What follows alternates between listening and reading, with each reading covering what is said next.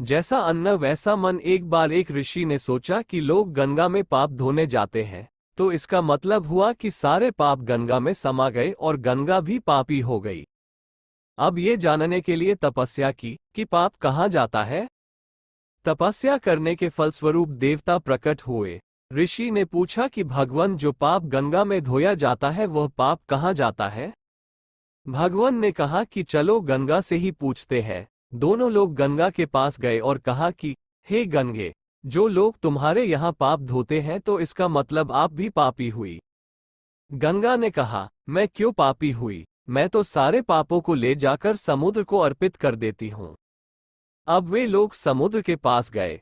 हे सागर, गंगा जो पाप आपको अर्पित कर देती है तो इसका मतलब आप भी पापी हुए। समुद्र ने कहा, मैं क्यों पापी हुआ, मैं तो सारे पापों को लेकर भाप बनाकर बादल बना देता हूँ। अब वे लोग बादल के पास गए और कहा, हे बादलों, समुद्र जो पापों को भाप बनाकर बादल बना देते हैं तो इसका मतलब आप पापी हुए। बादलों ने कहा, मैं क्यों पापी हुआ, मैं तो सारे पापों को वापस पानी बरसाकर धरती पर भेज देता हूँ, जिससे अन्न उपजता है, जिसको मानव खाता है। उस अन्न में से, जो अन्न जिस मानसिक स्थिति से उगाया जाता है और जिस वृत्ति से प्राप्त किया जाता है, जिस मानसिक अवस्था में खाया जाता है, उसी अनुसार मानव की मानसिकता बनती है। तारांकन। अन्न को जिस वृत्ति, कमाई से प्राप्त किया जाता है और जिस मानसिक अवस्था में खाया जाता है, वैसे ही विचार मानव के बन जाते हैं। इसीलिए सदैव भोजन सिमरन और शांत अवस्था में करना चाहिए, और कम से कम अन्न जिस धन से खरीदा जाए वह धन ईमानदारी एवं श्रम का होना चाहिए। तारांकन। जैसे भीष्म पितामह शरशैया पर पड़े प्राण त्यागने के लिए शुक्ल पक्ष के आगमन की प्रतीक्षा कर रहे थे। भगवान श्री कृष्ण के आदेश पर युधिष्ठिर उनसे प्रतिदिन नीति ज्ञान लेते थे। द्रौपदी कभी नहीं जाती थी। इससे भीष्म के मन में पीड़ा थी। श्री कृष्ण ने भांप लिया था। उन्होंने युधिष्ठिर से कहा, अंतकाल की प्रतीक्षा में साधनारत पूर्वज से सपरिवार मिलना चाहिए। परिवार पत्नी के बिना पूर्ण नहीं है।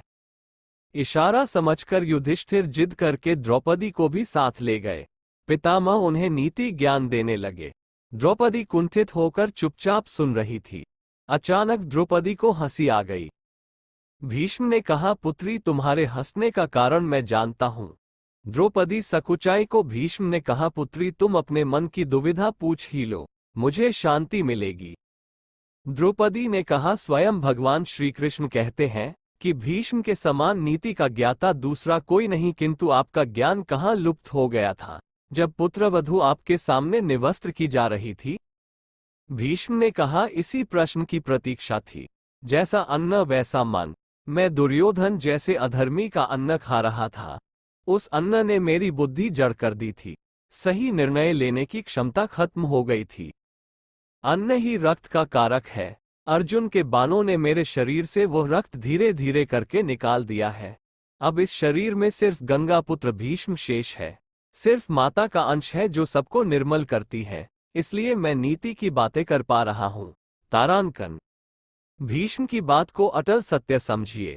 दुराचार से या किसी को सताकर कमाए गए धन से यदि आप परिवार का पालन करते हैं तो वह परिवार की बुद्धि भ्रष्ट करता है। उससे जो सुख है वह क्षणिक है, किंतु लंबे समय में वह दुख का कारण बनता है। यदि आपके सामने गलत तरीके से पैसा कमाकर भी कोई फल फूल रहा है तो ये समझिए कि वे उसके पूर्व जन्म के संचित पुण्य है जिसे निगल रहा है। जैसे ही वे पुण्य कर्म समाप्त होंगे उसके दुर्दिन आरंभ होंगे। तारांकन। जय श्री कृष्णा।